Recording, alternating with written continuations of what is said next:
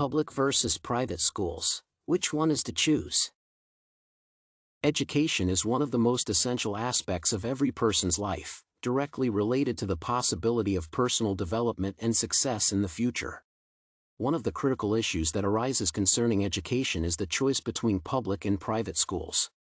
This can be a dilemma for many parents, so in this essay, we will consider the advantages and disadvantages of both options. Public schools are free and accessible to all children regardless of their social status and income. They are financed from the state budget and usually have an extensive education and development budget. Qualified teachers usually staff these schools with educational experience and high qualifications. Public schools offer various subjects and programs that help children achieve a high-level education. However, public schools may have some disadvantages. In some areas, public schools may have a bad reputation, and their level of education may be lower than in private schools. Moreover, public schools can have large classes, making it difficult for teachers to work and reducing individual attention to each child. On the other hand, private schools offer unique learning opportunities. They often have lower noise levels and smaller classes, allowing teachers to pay more attention to each child. Private schools can also provide outstanding educational programs that can help children with learning difficulties and a more comprehensive range of cultural and sports activities.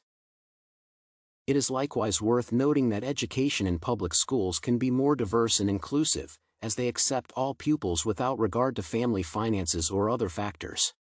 This helps to create a more diverse learning environment and can promote tolerance and social responsibility among students.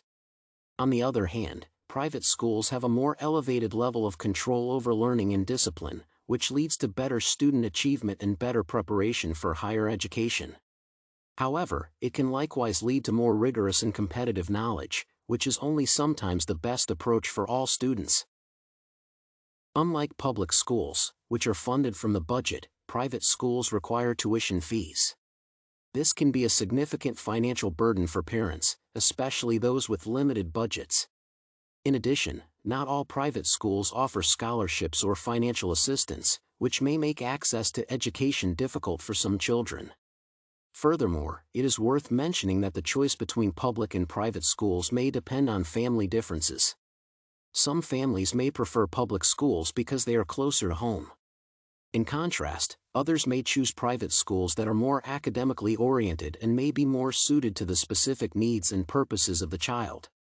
Finally, the preference between public and private schools should be based on the child's individual needs and the family's capacities. In conclusion, public and private schools have their advantages and disadvantages. Public schools offer free and highly qualified teachers but may have drawbacks, such as large classes and low levels of education in some areas.